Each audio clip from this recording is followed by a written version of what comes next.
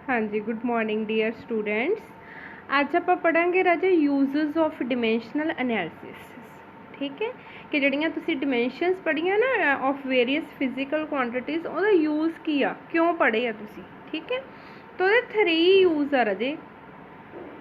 First हैगा वा conversion of one system of units into other कि जे आप एक सिस्टम तो दूसरे सिस्टम 'ਚ जाना होवे। फॉर एग्जाम्पल SI सिस्टम तो आप CGS सिस्टम ਦੇ ਵਿੱਚ ਜਾਣਾ ਹੋਵੇ ਤਾਂ ਯੂਨਿਟਸ ਕਿਵੇਂ ਕਨਵਰਟ ਕਰੀਦੀਆਂ ਉਹਦੇ ਵਾਸਤੇ ਵੀ ਆਪਾਂ ਡਿਮੈਂਸ਼ਨਲ ਐਨਾਲਿਸਿਸ ਦਾ ਯੂਜ਼ ਕਰਦੇ ਹਾਂ।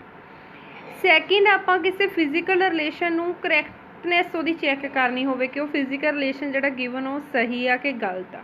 ਠੀਕ ਹੈ ਜੀ। ਥਰਡ ਵਨ ਜੇ ਆਪਾਂ ਡਰਾਈਵ ਕਰਨਾ ਹੋਵੇ ਕਿ ਵੇਰੀਅਸ ਫਿਜ਼ੀਕਲ ਕੁਆਂਟੀਟੀਜ਼ ਦੇ ਵਿੱਚ ਕੀ ਰਿਲੇਸ਼ਨ ਆ ਆਪਸ ਦੇ ਵਿੱਚ ਤਾਂ ਇਹ ਆਪਾਂ 1 ਬਾਈ 1 डिटेल करांगे। तो अज आप करांगे conversion of one system of unit into other. For example आपां क्या वा कि कन्वर्ट करो 10 जाउल इनटू अर्ग यूजिंग द डिमेंशनल एनालिसिस। हाँ देखो राजे जिहड़ी जाउल आ वो तुहाडे कोले यूनिट कादी हुंदी है work the, unit of work.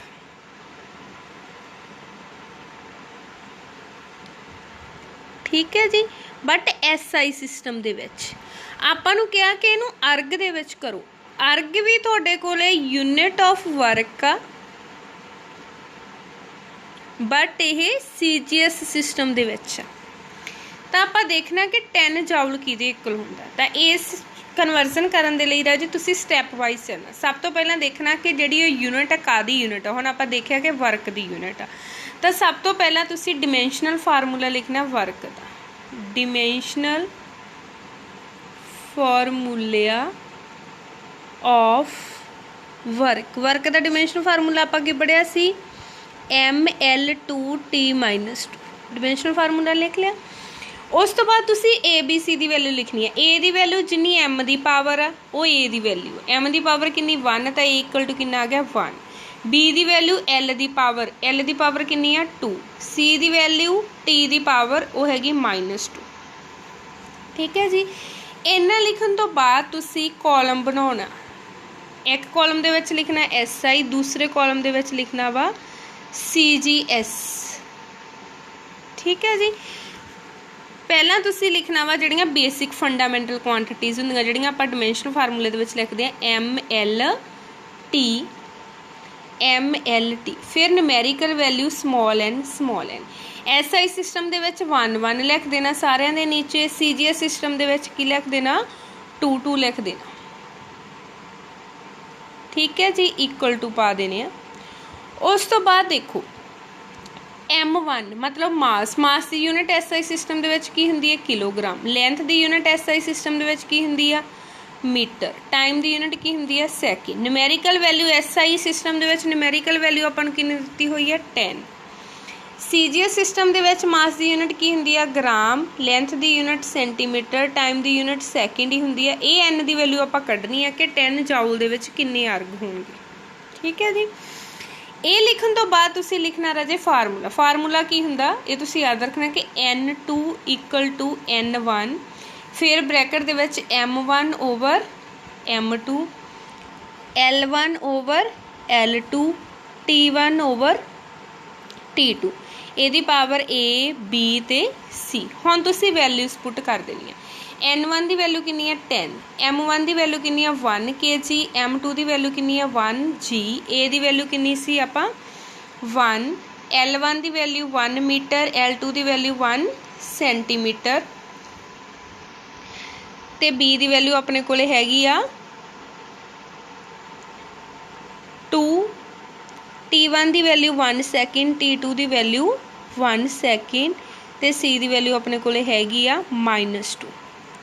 ਆਹ ਤਾਂ 1 ਸੈਕਿੰਡ ਨਾਲ ਕੱਟਿਆ ਜਾਣਾ ਤਾਂ 1 ਹੀ ਰਹਿ ਜਾਣਾ। ਠੀਕ ਹੈ। ਇੱਥੇ ਤੁਸੀਂ ਕਨਵਰਟ ਕਰ ਲੈਣਾ ਕਿਲੋਗ੍ਰਾਮ ਨੂੰ ਗ੍ਰਾਮ 'ਚ ਤੇ ਮੀਟਰ ਨੂੰ ਸੈਂਟੀਮੀਟਰ 'ਚ। 10 ਉਵੇਂ ਹੀ ਲਿਖ ਲਓ। 1 किलोग्राम च ग्राम किन्ने हुंदे 1000 ग्राम ओवर 1 ग्राम ਇਹਦੀ ਪਾਵਰ 1। 1 ਮੀਟਰ ਚ ਸੈਂਟੀਮੀਟਰ ਕਿੰਨੇ ਹੁੰਦੇ ਆ 100 ਸੈਂਟੀਮੀਟਰ ओवर 1 ਸੈਂਟੀਮੀਟਰ ਇਹਦੀ ਪਾਵਰ 2। ग्राम ਨਾਲ ग्राम ਕੱਟ ਦੋ, ਸੈਂਟੀਮੀਟਰ ਨਾਲ ਸੈਂਟੀਮੀਟਰ ਕੱਟ ਦੋ। हुण देखो जीरोस कितनी आईयां वो तुसीं गिननियां 1 2 3 4 5 6 बट इहदी पावर कितनी आ 2 आ तो ये कितनियां जीरोस होणगियां 4 जीरोस ये हो गई 4 ये हो गई तो कितनी जीरोस आ गई 10 रेज़ पावर 8 तो N2 की वैल्यू कितनी आ गई तुहाडे कोल 10 रेज़ पावर 8 ਇਹਦਾ मतलब कि ਜਿਹੜੇ 10 ਜਾਊਲ ਆ ਉਹ ਤੁਹਾਡੇ ਕੋਲੇ 10 रेज़ पावर 8 अर्ग ਦੇ ਇਕੁਅਲ ਹੁੰਦੇ ਆ। इस तरह तुसी SI सिस्टम तो CGS सिस्टम ਦੇ ਵਿੱਚ ਕੀ ਕਰ ਲਈ ਕਨਵਰਜ਼ਨ ਕਰ ਲਈ। ਕਰਨੀ ਕਿਵੇਂ ਆ कि जिवें तुहानूं कहा कि 10 ਜਾਊਲ ਨੂੰ अर्ग ਦੇ ਵਿੱਚ ਕਨਵਰਟ ਕਰੋ। ਜਾਊਲ ਕੀ ਆ ਤੁਹਾਡੇ ਕੋਲੇ वर्क ਦੀ यूनिट आ SI ਤੇ ਆਪਾਂ ਜਾਣਾ CGS सिस्टम ਦੇ ਵਿੱਚ। ठीक है जी। तो सब तो पहला डिमेंशनल फार्मूला लिखना वर्क का ML2T -2 A की पावर जिनी M की पावर होगी A की वैल्यू होगी 1 B की वैल्यू 2 C की वैल्यू -2। उस तो बाद तुसी कॉलम बना ले M1 L1 T1 N1 SI system के CGS के M2 L2 T2 N2 हैगा। उस तो बाद देखो तुसी सारा लिख लिया कि SI सिस्टम के मास की यूनिट किलोग्राम होंदी है, लेंथ की यूनिट मीटर होंदी है, टाइम की यूनिट सैकेंड होंदी है ते आपां नूं वैल्यू कितनी दित्ती सीगी ये वाली वैल्यू इत्थे लिखनी है N2 आपां कड्ढनी है। ठीक है। उस तो बाद आपां फार्मूला लाया इहदे विच N1 की वैल्यू पुट करती 10 M1 की वैल्यू 1 किलोग्राम M2 की वैल्यू 1 ग्राम A की वैल्यू भरती 1 फिर L1 की वैल्यू 1 मीटर L2 की वैल्यू 1 सेंटीमीटर B की वैल्यू कितनी सीगी 2।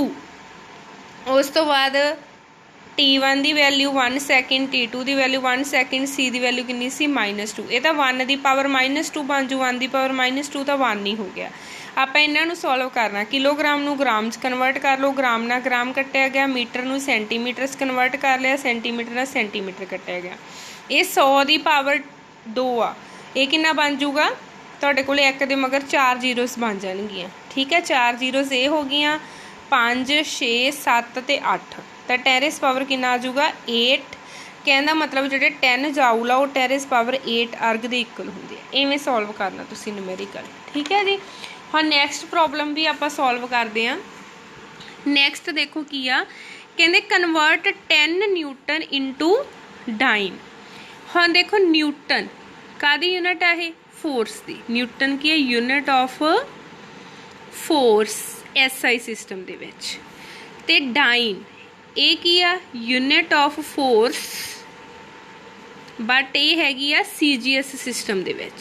पहला आप ये देख लिया कि यूनिट कादी आ फिर जिहड़ी फिजिकल क्वांटिटी दी यूनिट आ उहदा की लिखना अपना डिमेंशनल फार्मूला। तो फिर तुसीं की करना डिमेंशनल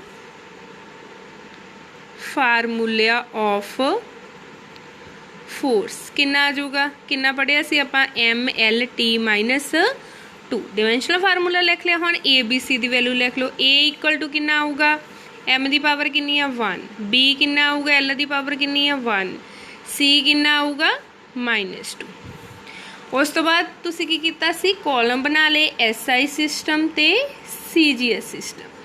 SI सिस्टम दे विच की लिखिया सी M1 L1 T1 ते N1 CGS सिस्टम दे विच M2 L2 T2 N2। SI system दे विच मास की यूनिट किलोग्राम लेंथ की यूनिट मीटर टाइम की यूनिट सैकेंड N1 की वैल्यू कितनी दी है अगेन 10 M2 CGS दे विच मास की यूनिट ग्राम लेंथ की यूनिट सेंटीमीटर टाइम की यूनिट सैकेंड N2 की वैल्यू तुसी कड्ढनी है। ओके जी। उस तो बाद तुसी की कीता सी फार्मूला लाया सी कि N2 किहदे इक्वल हुंदा वा N1 M1 M2 की पावर A L1 L2 की पावर B T1 T2 की पावर C।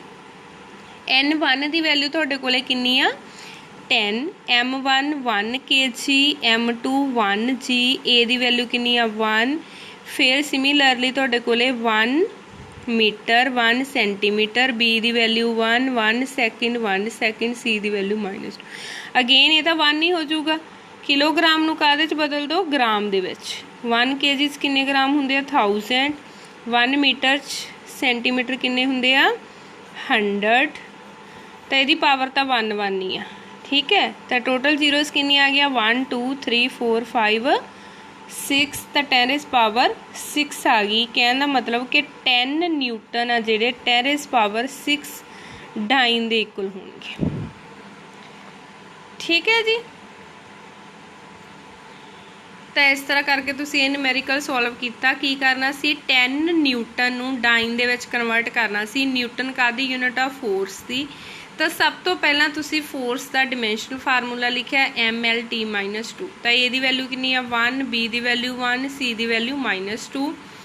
उस तो बाद तुसीं SI सिस्टम CGS सिस्टम दे विच N1 दी वैल्यू कितनी लिख ली 10, N2 दी वैल्यू आपां पता करनी है। फार्मूला ला के विच वैल्यू पुट करती, फिर किलोग्राम नूं ग्राम दे विच कन्वर्ट करता, मीटर नूं सेंटीमीटर च कन्वर्ट करता। सॉल्व करके कितना आ गया 10 रेज़ पावर 6 जीरोज़ है ना 1 2 3 4 5 6। तो 10 न्यूटन की आ गया 10 रेज़ पावर 6 डाइन।